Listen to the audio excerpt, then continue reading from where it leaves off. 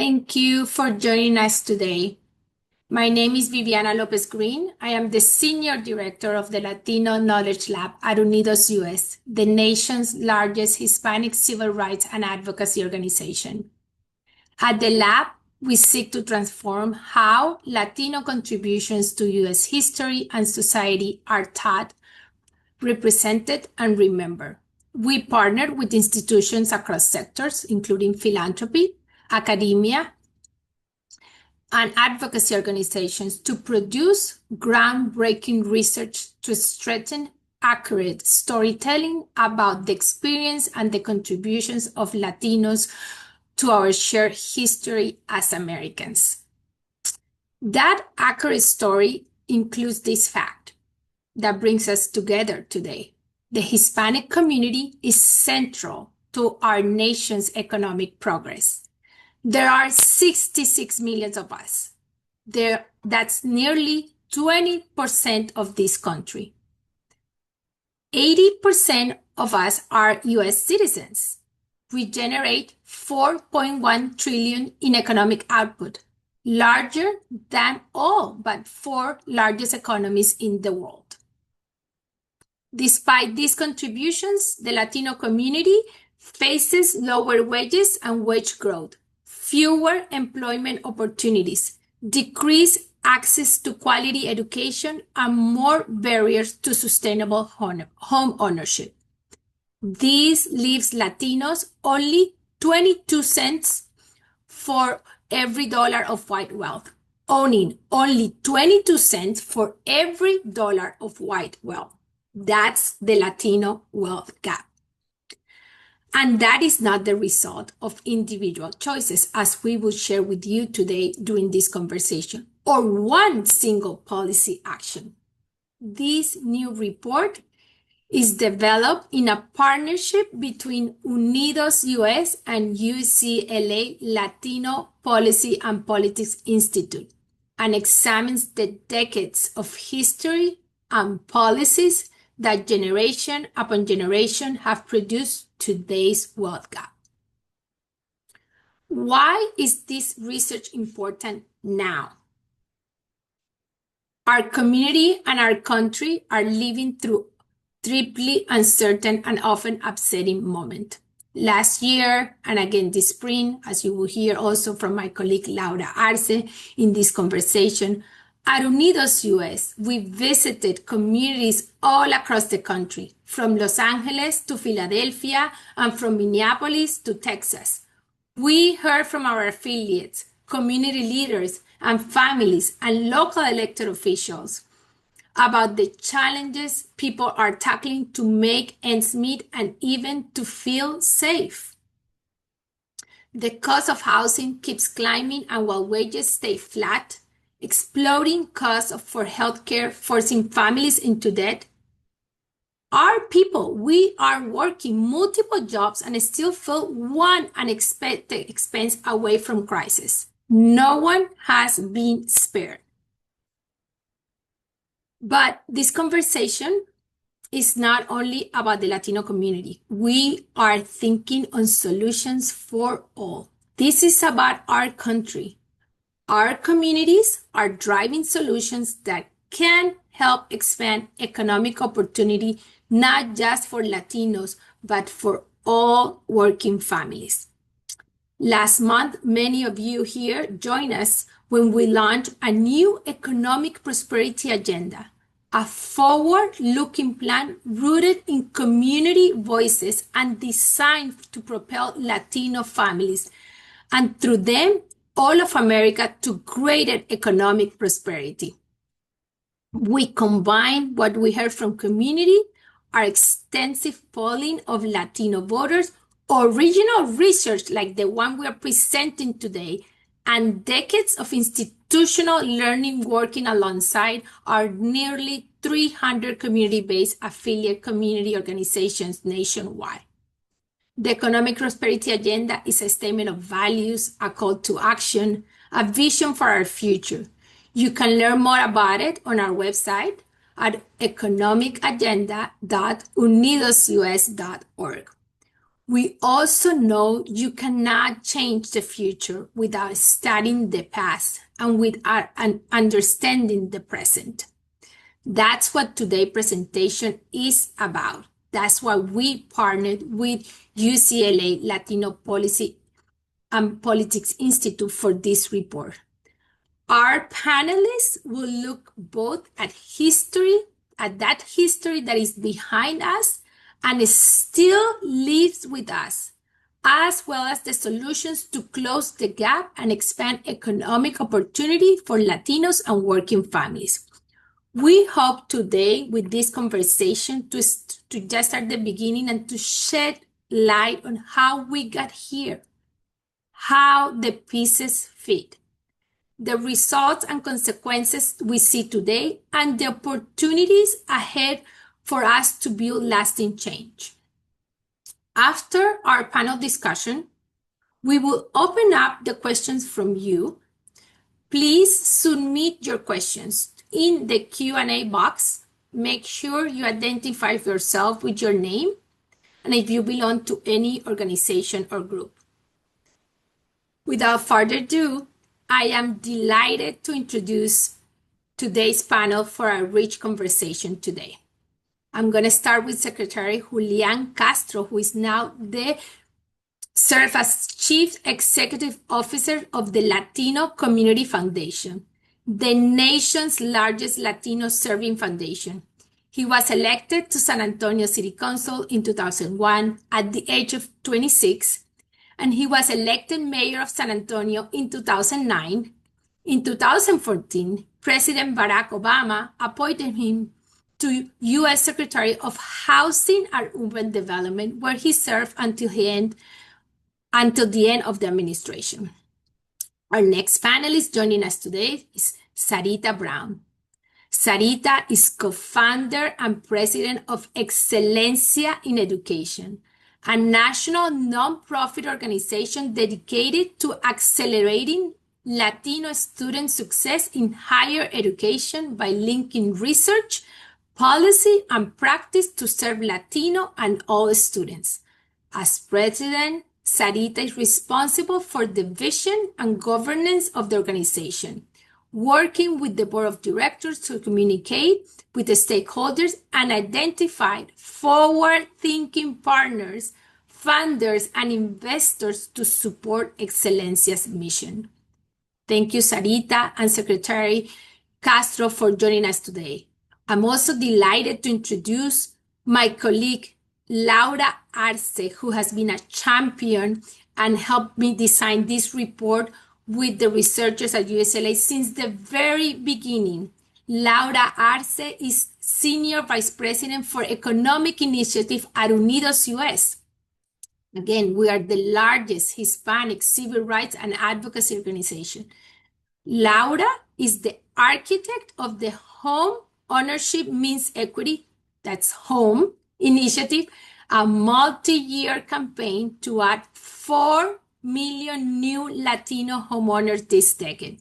The HOME initiative leveraged policy, research, communications, and community investments to expand homeownership opportunities for first-time and first-generation home buyers.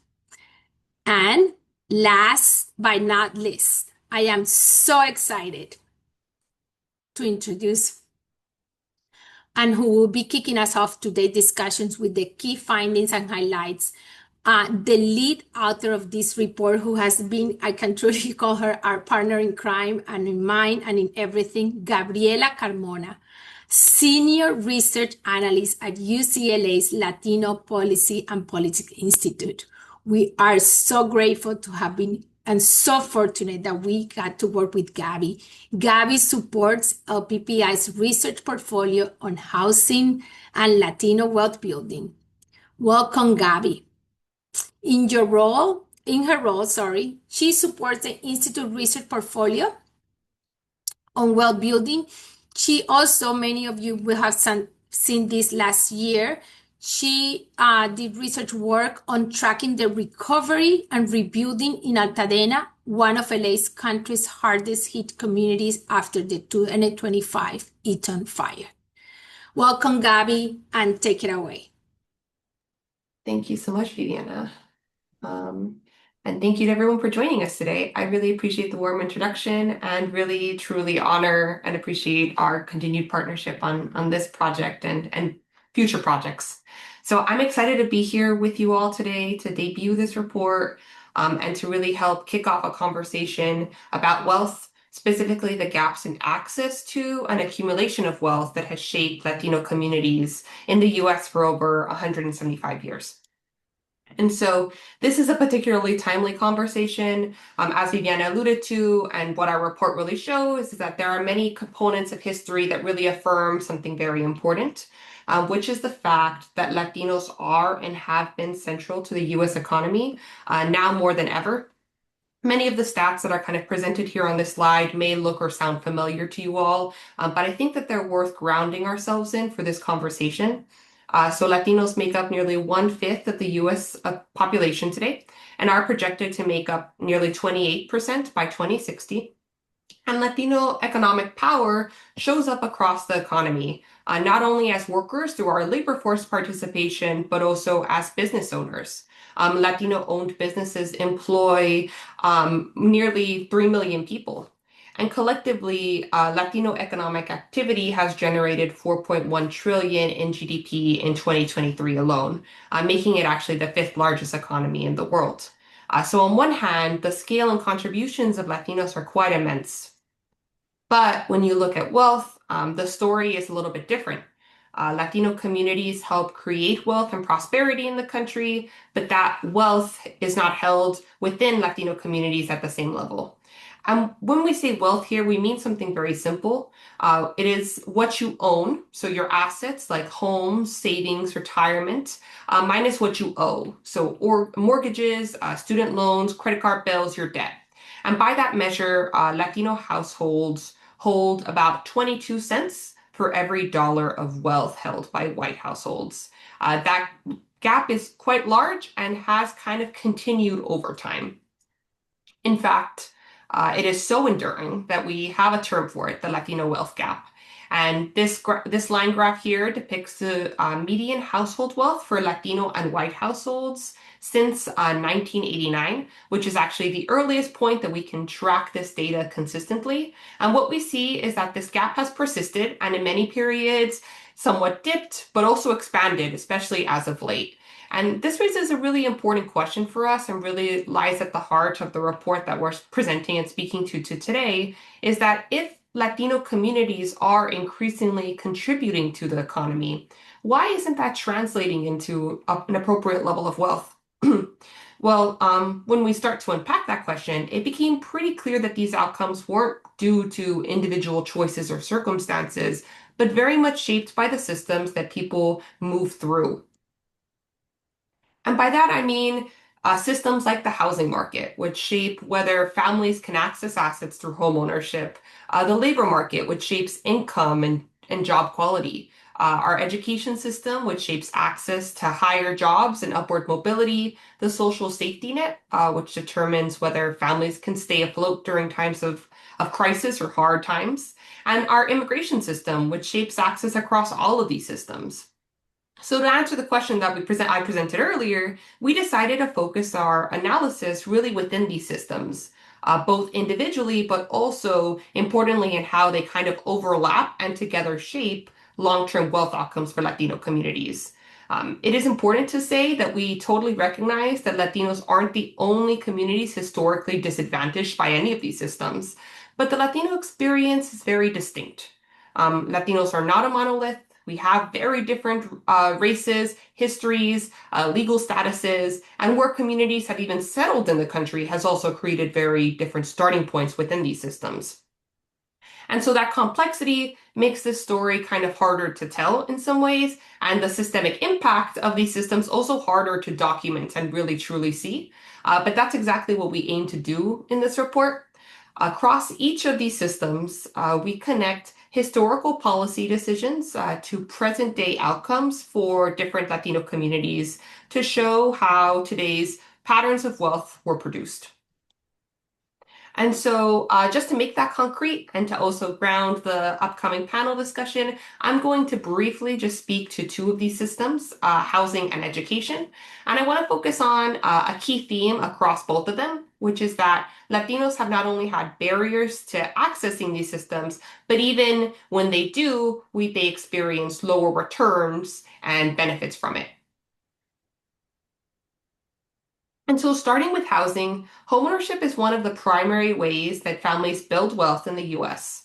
It's how households build equity, pass down assets, and gain financial stability over time. So, when access to homeownership is unequal, or when the returns are unequal, it has some long-term consequences for wealth. Today, about 51% or so of Latino households are homeowners, compared to 73% of white households. And even that number masks the true differences within the Latino community. Homeownership rates are actually higher among Mexican, Cuban, and South American households, and significantly lower among Puerto Rican, Central American, and Dominican households. So even at the level of access, we all are starting from different places. But what I want to focus on today is beyond just the question of access, but also the question of benefits, which have been inherently unequal. So to understand why, we need to go back to how property value itself has been shaped in the US. So through redlining, the federal government created maps that graded neighborhoods. Best areas were predominantly white, while Black, Latino, and immigrant neighborhoods were labeled hazardous. These maps didn't reflect just government biases, but they very much structured investment. They determined where banks would lend, where infrastructure could be built, and ultimately where families could buy homes. So from the start, Latino families were often excluded not just from home ownership, but from high-value markets. That dynamic then continued and was shaped by urban renewal. So by the 1950s, many Latino communities, already under-resourced due to the earlier disinvestment that I mentioned before, were now labeled low value again, and this time targeted for redevelopment. We highlight actually multiple case studies in our report, but for today, I'm just going to briefly focus on San Juan Hill in Manhattan. So it was a working class Puerto Rican, Black, and immigrant community that was demolished to make way for the Lincoln Center and surrounding development of the cultural center. Families were promised relocation in public housing, but were actually eventually excluded due to eligibility rules that sought to maintain the racial character of the existing neighborhood of those public housing units. And ultimately, despite organizing, protesting, even seeking out disputes in the court, the community was displaced. And what was lost wasn't just housing, it was an accumulation of wealth, stability, and the ability to pass those assets forward at an individual household level, but also for the community. And these patterns unfortunately continue today. About 15% of homes in majority Latino neighborhoods are appraised below contract price. That might sound technical, but it has very real world consequences. When an appraisal comes in low, buyers can't secure full financing, sales fall through, or families have to bring in additional cash, and that often means a loss of equity. At the same time, exclusionary zoning limits access to higher opportunity neighborhoods where home values would and have been growing faster. So when Latino families achieve homeownership, the returns are lower and less secure. We see a very similar pattern when we look at education. So education is often framed as as a pathway to opportunity, and it very much can be, but only if access and outcomes are equal. What we show in our report is that education has been shaped by unequal rules about who gets quality schooling, who gets prepared for college, and ultimately who gets to benefit from the system. The data reflects those inequalities. As of 2023, about 21% of Latino adults held a bachelor's degree or higher, compared to about 40% of white adults. And again, there are differences even within the Latino community when it comes to that statistic. Some groups have attained rates closer to that of white households, while others are significantly below the average. Just like housing, these outcomes reflect different starting points shaped by policy. So we trace back actually these inequities by two key policy dynamics in our report. The first is unequal access to K through 12 education, and second are barriers within the higher education system itself. So the GI Bill actually marks a very crucial starting point for the latter. It expanded access to college, but not equally. Latino veterans were often facing delays in receiving their education stipends and benefits, which made it harder to enroll and stay enrolled. And many were ultimately steered into vocational track programs rather than four-year institutions to begin with. So again, the issue was not just access, it was whether that access actually translated into long-term opportunity and wealth. That pattern continued into the 1960s. The Higher Education Act expanded college for everyone, for all, but Latinos entered the system with unequal preparation. Because for decades, schools serving Latino students were segregated and under-resourced. Latinos had challenged segregation since the 1930s, but protests remained and were protections were not created, and everything remained kind of fundamentally unequal. Actually, by the 1970s and 80s, Latino students were actually more likely, in many regards, than Black students to attend segregated schools. And that meant fewer resources, less college readiness, and fewer pathways forward. So again, the issue wasn't just opening the door, but it was about whether students actually had the opportunity to reach those doors as they were being opened. And today, the system has shifted again. College has become increasingly debt-based without guarantees of quality or return. Public investment has declined, tuition has risen, and most costs are very much shifted towards the students. And at the same time, oversight, especially of for-profit higher education institutions, has been very inconsistent. And so the result is that Latinos are more likely to take on debt for higher education, less likely to complete their degree, and then less likely to see the same level of returns in their earnings even as college graduates. Actually, as of 2023, Latino adults with a bachelor's degree or higher made a little over 70K compared to white adults who were making over 91. And so the takeaway is that while education truly does matter, Latinos are increasingly being asked to take on more risk for potentially lower returns. And so what I've shared today is really only a small slice of the full report. Across the report, we look at the 5 policy systems that I mentioned before, homeownership, education, the labor markets, public safety nets, and then immigration. And like I modeled today, with each of these systems, we trace how policy decisions over time have kind of shaped not just access, but outcomes and very much reinforced each other.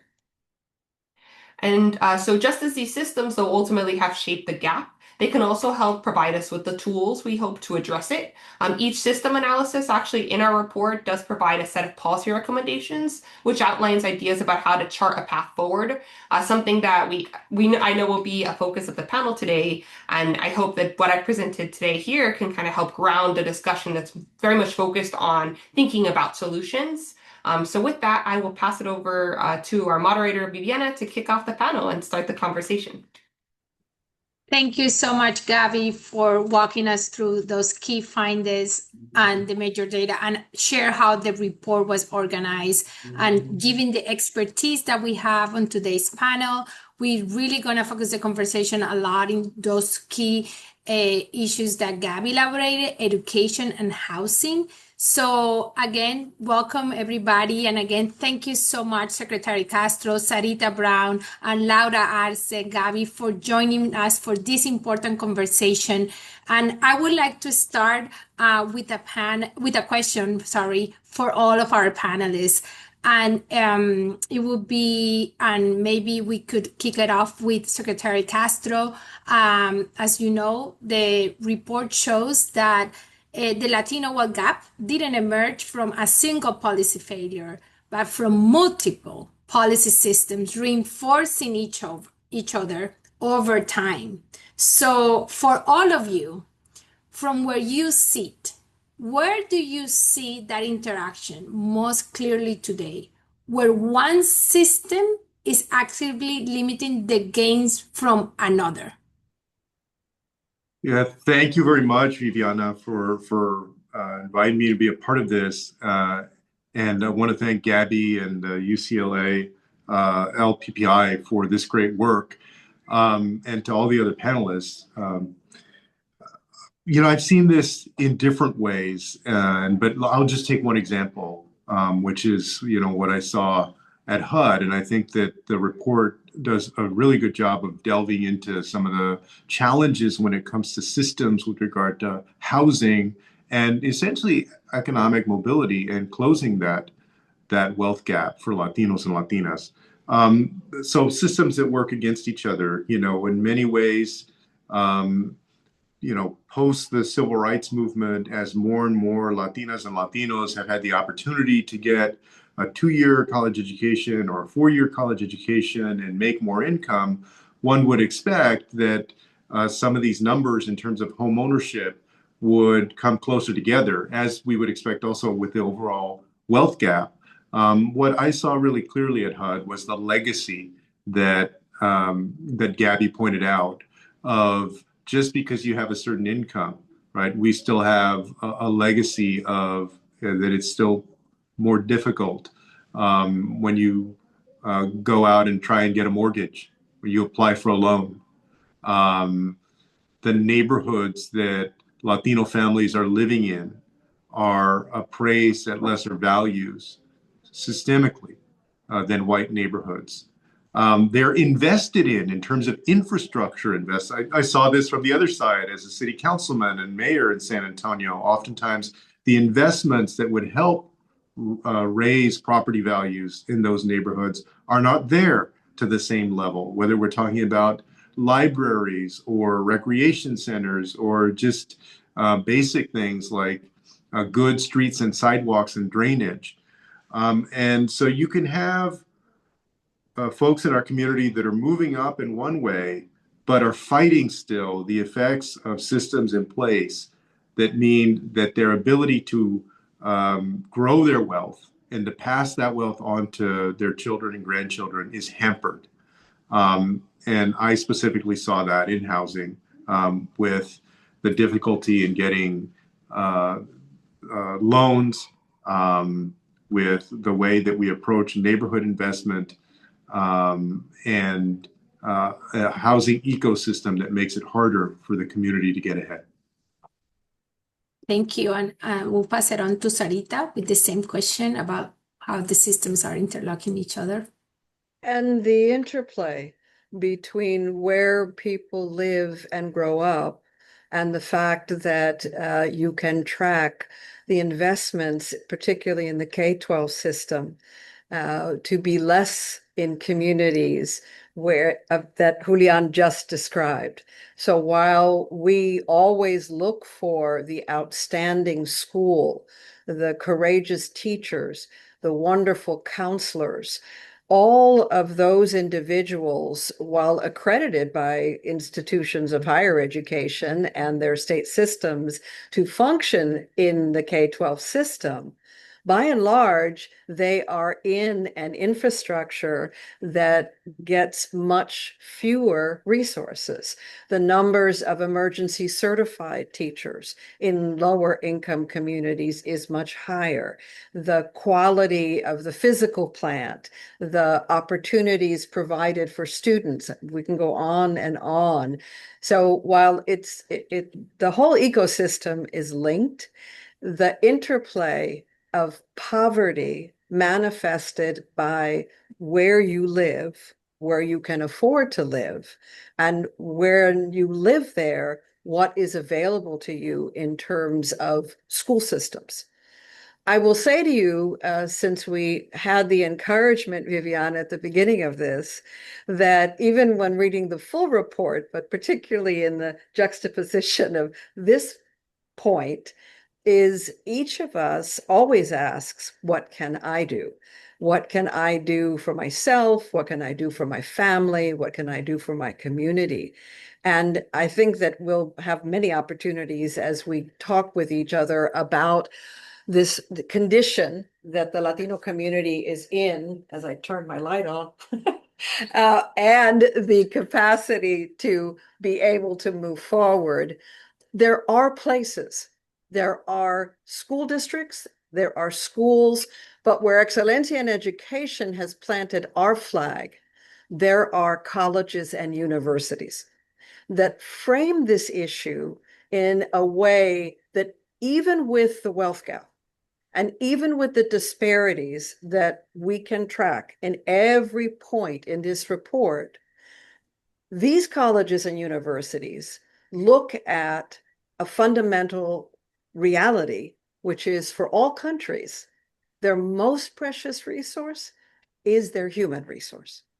And in this economy and in this projection of a future dynamic, AI, technology, I mean, in the future that we all live through, whatever point we have in this ecosystem, human capital in the macro discussion about economy is fundamental. And we at Excelencia in Education have the opportunity to work with college and university leaders who, even in this environment, where I'm sure we will get into some discussion about the dynamic of the policymaking context, that even in this environment, the numbers of Latinos in this country that are here, that participate, who are the consumers, and who will be the workers, is the future of our country. We have the privilege of working with college and university leaders who see that and who thereby have an approach that says, we'll take on the responsibility, not of mitigating everything that I've just talked about a minute ago, which is what goes on in terms of K-12 education, but we'll do everything we can to make sure that those questing students and their families get accurate information and do come into an academic setting where they are counted, that where they are expected, and where the social contract between these colleges and universities that we have the privilege of working with in our network see their responsibility, which is to help all of those students, Latino and all students, to graduate. Thank you, Sarita. Laura, from where you sit, what will Yeah, you highlight? yeah, great. Well, thank you, Viviana, for having me, and really want to give a shout out to Gabby and the team at LPPI for the partnership on this really, really important report. And the comments from Secretary Castro and Sarita really just underscore that where you live matters. It makes a difference on what opportunities you have access to. So for me, when I think about what's an example of a systemic failure, I can't help but underscore Secretary Castro's point of the Latino homeownership gap. That for me is a clear example of a system failure. We know from polling that Latino families place a very high value on achieving homeownership, and our families are willing to do what's needed to achieve that milestone. The hard work, savings, learning, working with housing counselors. And what I have found is that when our economy is strong and when there's a level playing field, Latino families avail themselves of those opportunities for homeownership. And so one example is, recent report that our friends at NAREP recently came out with their annual State of Hispanic Homeownership report. They found that in 2025, just last year, Latinos saw a net gain of over 440,000 Latino homeowner households, which accounted for all of the homeownership growth in this country last year. In fact, Latinos accounted for 139% of the net growth in U.S. homeowner households. However, we know that there is a significant gap, as Gabby mentioned, not just a wealth gap, there's a homeownership gap between Latino families and white households, which is 22 percentage points. And so we know from these studies, we know from our data, we know from our polling, from our research and our experience, that this gap is not about a desire for homeownership. It's not about ability. It's about, as the recent history shows, it's about historical unequal systems that have locked out our families from attaining homeownership. Thank you, Laura. And I'm going to pass it to Gabby now. Yeah, just to close us out, I think to connect back to what Sarita mentioned, I think I'd be remiss not to mention some of the existing policies that we've been seeing at a federal level. And I do think, candidly, what's been unfortunate is that our government has long had this muscle of being able to quickly add in components around eligibility to carve out or claw back benefits and programs and systems that we've been slowly trying to make more equal and more accessible for Latino communities. And I think part and parcel has been immigration and the way in which immigration enforcement, targeted eligibility requirements and carve-outs for key benefits and programs, and then ongoing disinvestment, specifically in the oversight to make sure that our systems are actually working the way that they should in some ways in terms of access for Latino communities has been really detrimental, I think, to wealth building across all of the systems today. I can give like one or two examples just to kind of concretize that, but in housing, since folks talked about housing, we know that programs like FHA loans, which account for about 30% or so of Latino home purchases in 2023, have been an integral part of getting Latinos from that, like to improve that gap of homeownership. But now, given current HUD proposals, non-permanent residents are actually explicitly carved out from eligibility for those programs. So those are TPS, DACA, a lot of Latino immigrants specifically. We also see the same in education, rollbacks in the enforcement of English learners, specifically under Title VI through the Civil Rights Act, are being clawed back after years of legal and kind of political advocacy for adequate services and resources for English learners, which are predominantly Spanish speaking and predominantly Latino. And so that sets us back again in terms of some of the improvements that we've seen in the education system to get people towards college readiness, attaining a bachelor's degree or higher, and then getting into the workforce with a higher quality job. And so I'll kind of leave it at that, but it is this idea of like these systems being super integrated and immigration status being a constant tool that's wielded that increasingly has impacted the Latino community now more than ever. Thank you, Gabby. Which is one of the reasons why leadership is a key dimension as we take in all of this information and look at the question for each of us in our respective sectors, in our respective roles, for all of the listeners. What is it we do? The baseline that this research provides all of us is potent. And each of us now can recognize that the system in some way, it's not just a bad day or it's not just a bad season. We can see it. The question that Excelencia in Education asked ourselves 22 years ago, because while this is today, the dynamics were the same, was what do we do about it? And that really is where today's conversation, I hope, as all of you, these two mighty organizations, continue to work together. The objective is to look at in this moment where it really is hard. It's harder than it has been, I would say, in my entire career, because the feeder patterns of talent are being thwarted because of the disinvestment where we are focused in higher education, and where the courage that it takes for even something like today, that this is not to be taken for granted. So what I would want to emphasize, and I'm seizing the moment to do it, is to say that the objective is really what we like to say in our session, ¿y qué? I mean, all this is true. But what is it I can do when this webinar is over? And what I would want to add to the animal of this conversation is there are many things that we do collectively in this moment that safeguard the capacity. And I'll go back to the place where we make our stand. Individual colleges and universities that have a community led by directors, presidents, chancellors, faculty, provosts, who say, in this environment, we admit you, and because we admit you, we are committed to your success. Leaders like the people who are listening to this webinar need to know those institutions. They need to know that even in this environment, there is differential performance, that the network of institutions that Excelencia works with, which is a relatively small number, over 200 out of over 4,000, are producing better academic success, completion rates, and first-time employment. So even as we take in all of these challenges, I know that each of us is looking for, this is not a permanent state.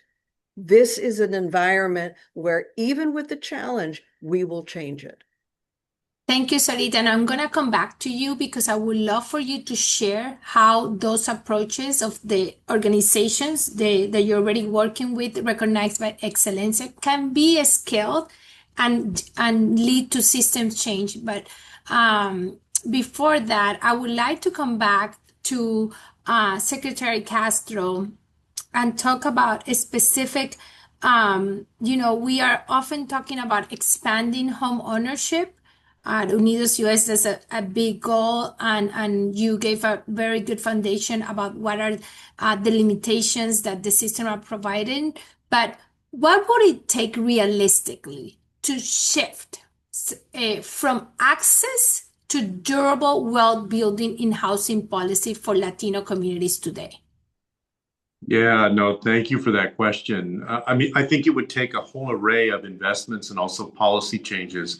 Investments to make sure that so many people in our community who are lower income have stable, good, affordable housing in the first place, because we have a rental affordability crisis.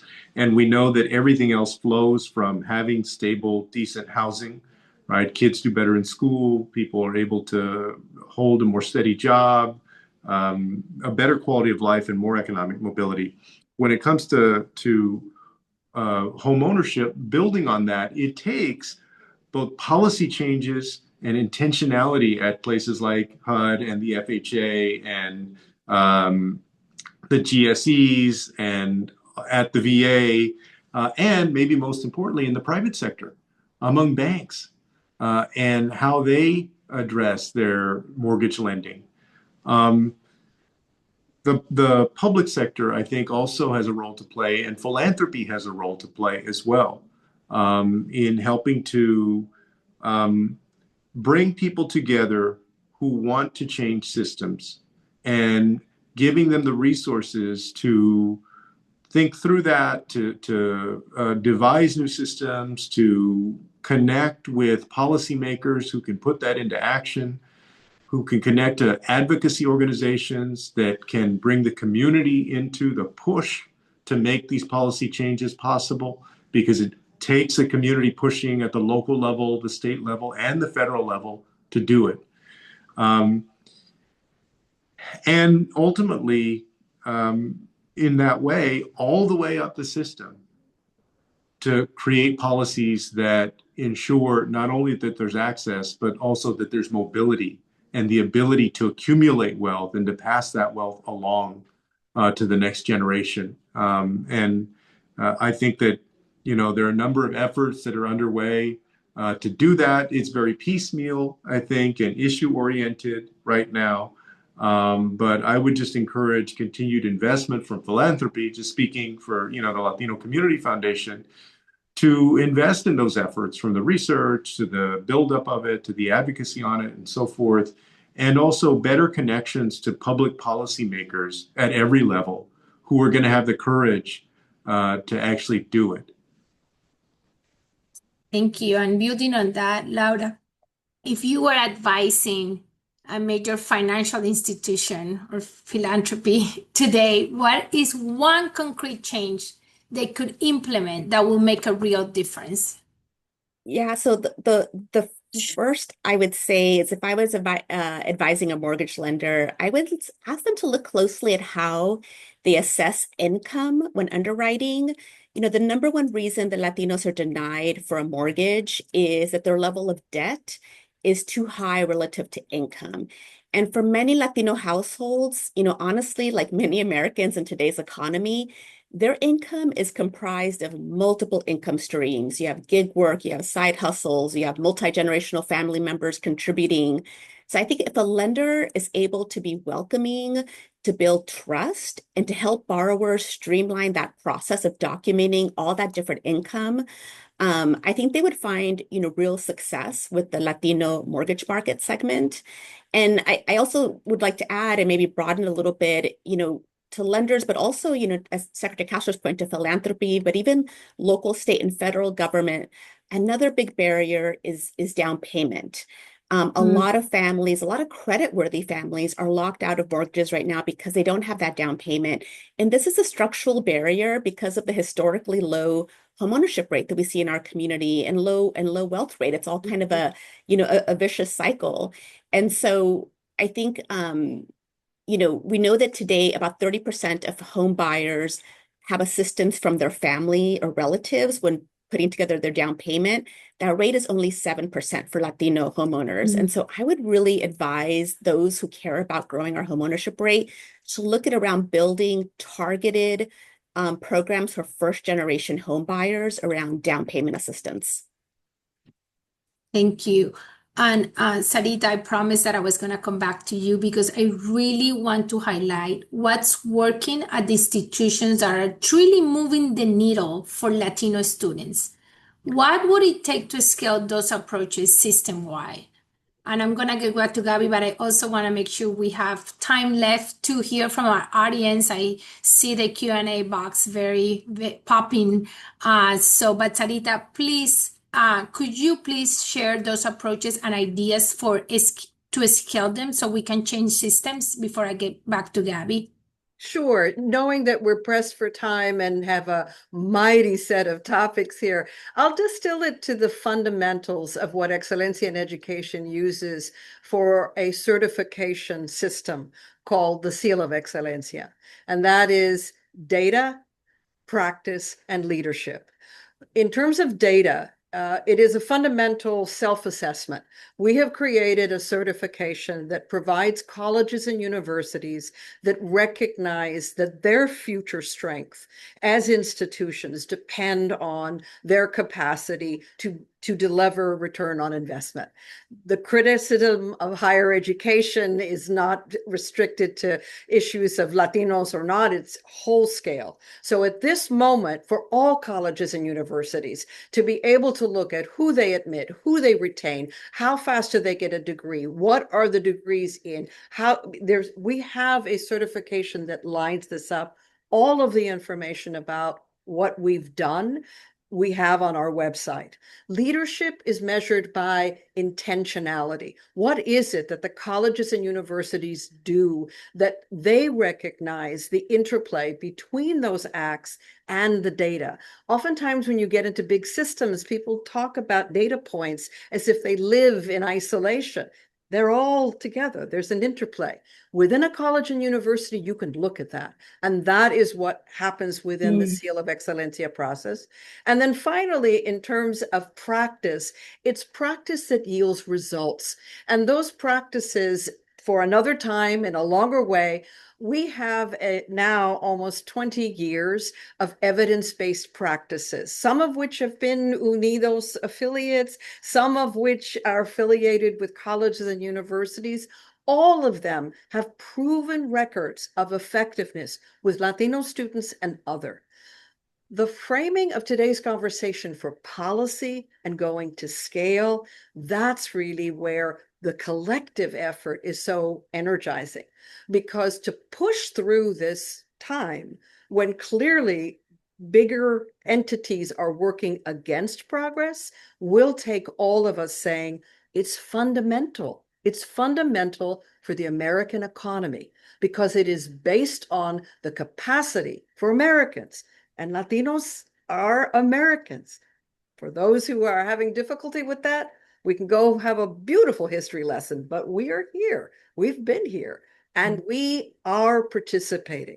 So those characteristics, not to frustrate anybody who wants to know specifically where to go and what to get, all of that you really can find on our website. You can see the institutions in our network, Excelencia in Action, and you can see the 45 institutions who voluntarily hold themselves to a higher standard. And that standard is what we operationalize as intentionally serving, that you look at your inputs, you look at your outputs, and you recognize the role that you play as institutions to produce those results.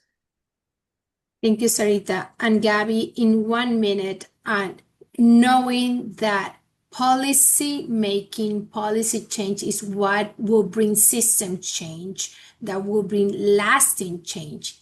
if policymakers take away just one idea from this report, what should it be? Yeah, big question. So, I mean, ultimately, what this report shows is that Latino families often gain access. We have jobs, we're entering into the education system. Some of us are becoming homeowners, but we just aren't seeing the same returns or the same level of support even in those systems. And ultimately, it's a question of like homeownership doesn't build wealth without home value. Education doesn't build wealth without if there's disproportionate debt. Work doesn't build wealth if there's low benefits and limited quality. And so it's a question. So I think if policymakers really could only take one thing, it would be that policy has to be coordinated within all of these systems in mind, and that we need to focus on outcomes and not just access to one system, but fundamentally the whole human, the whole Latino community, and the outcomes that we want to see for them. Thank you, Gabby, and thank you so much, Secretary Castro, Sarita, Laura. I'm about to open for Q&A. We have a very engaged audience. It has been my pleasure. You can see that this is the beginning of a lot of work that we want to do with this audience. And I want to start with Laura. We have a question for you. How can we achieve home ownership with our prior relationship with the bank? Yeah, so I thank you for this question. So my stock answer when someone is beginning and is interested in someday becoming a homeowner is start with a housing counselor.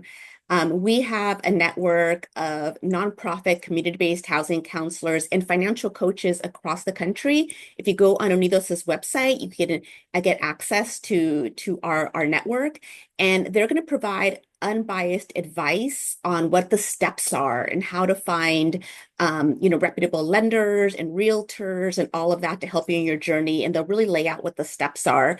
But I think it's important. I mean, if you don't currently have a banking relationship, if your dream is to become a homeowner, you have to begin to establish credit. You have to, engage with the financial mainstream institutions.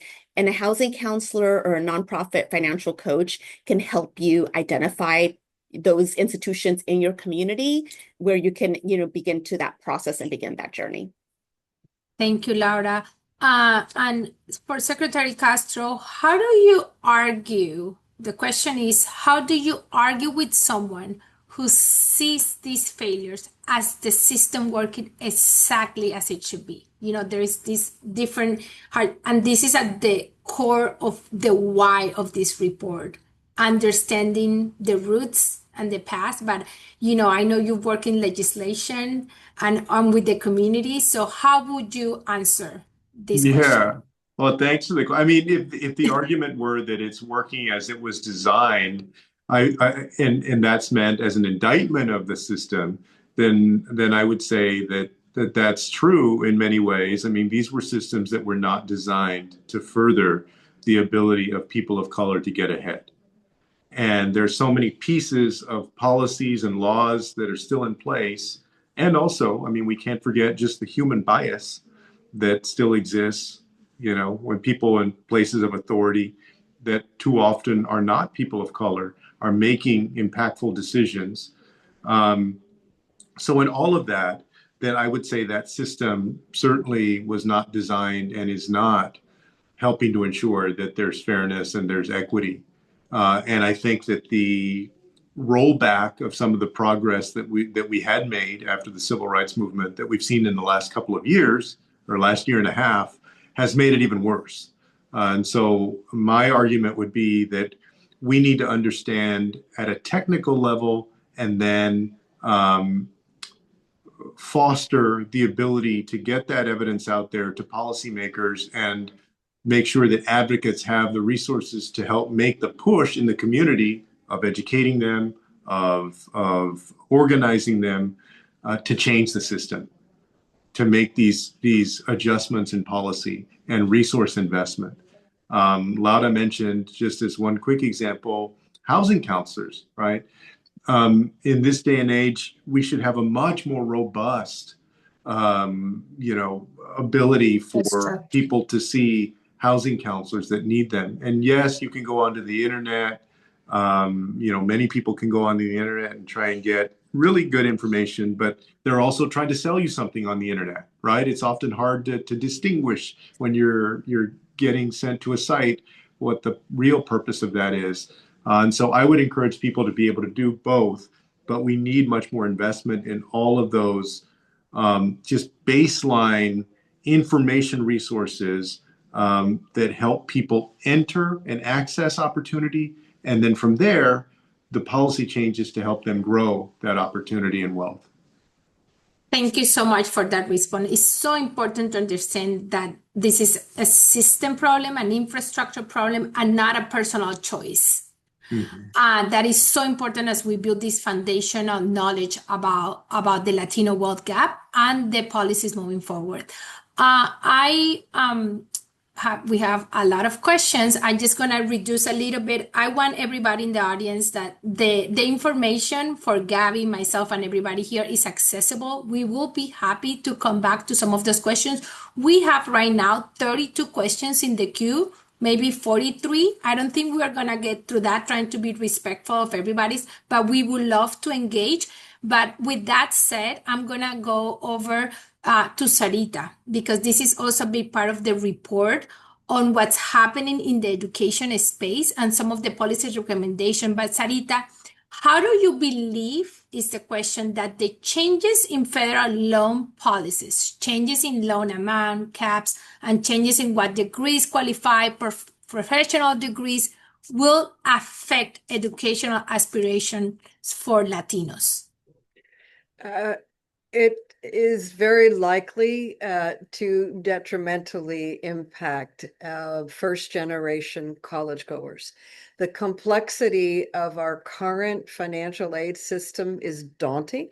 You add to that now what is being proposed, and the lag time in terms of degrees of value and who will make the judgment in terms of who will be eligible for loans, and then what will be the interplay between that loan process and colleges and universities that enroll them. All of that sets up a scenario where individuals who are on a fairly steep learning curve in terms of the process of college knowledge, and then you add to that financial aid process, and then they're connecting with colleges and universities that most have had to go through record levels of change and adjustment, institutions themselves that have had their own budgets deeply impacted. So the kinds of programming that they might have had available 2 years ago in terms of resources within the institution have either been eliminated or they're on their much less funding. So that's an elaborate portrayal of the beginning of this answer, which is it's not going to help. And in fact, it's going to very likely curtail the participation rates of low-income first-generation college goers, which is why in the questions and answers, and people are weighing in from respective organizations, one of them being HSF, others that are in here. That's why all of this is so important right now, because we will, all of us, work to mitigate the impact. Public policy right now in the hands of the decision makers of this administration is not helping the pathway for us to achieve success and the kind of wealth that we are all talking about in this report. Thank you so much. And Gabby, you have a question, and I am told that I also need to do our closing remarks and next steps. Again, this is the beginning of many other conversations. We hope to bring this report, briefings, like Gabby said, each policy level, the 5 policy systems are individual sections with individual policy recommendations, and we would love to partner. We would love to bring this conversation and pilots to you all. But Gabby, just before we close this down, and you touch upon this during the findings, you talk about the access of the different professions, vocations for Latino, and there is a question about this. and they want you to speak about the disproportionality in workforce distribution. Latinos seem to be underrepresented in white-collar pathways and overrepresented in service jobs. What causes this? Just again, bring that point back for us. Yeah, big question. So I'm sorry, I probably will not be able to fully satisfy that response within like a 30-second kind of timer, but it's tied to immigration, it's tied to education. Immigration shaped many ways in which Latino communities came into the country. Education continues to shape the access that we have to certain types of jobs. And then within that, even the workforce industry itself has always set carve-outs for what industry is considered worthy of unionization, worthy of benefits, and worthy of a certain type of pay. And that has created the system where white collar and blue collar, there is such a vast distinction in terms of the salary and income that an individual has based on that industry participation. So it's ultimately that it's all systemic, that it's all very interconnected, and unfortunately part of this larger conversation of patterns that we see in which Latinos and immigration status and these different identities that we hold have been kind of carved out from eligibility for access to benefits. Well, the time has come, and I just want to say thank you to our panelists. Thank you to our almost 500 participants in this audience for joining us today. And we would like to leave this conversation by saying that while the current environment doesn't give us a lot of hope every day, we know that each of you is making a difference. And we also know that even when we have great policies, we need the work of each of you in every sector. I want to give a big shout out to our Unidos US affiliates and to philanthropy and to all of the nonprofits and to academia and to researchers, because even when we have the perfect law, even when we have that, they need us to build that infrastructure, SNAP, tax credit, all of those gains that we have gained, they don't happen alone. They need all of us. So I encourage you to stay in touch, to reach out, read the report, and come back to us and stay tuned. Thank you so much.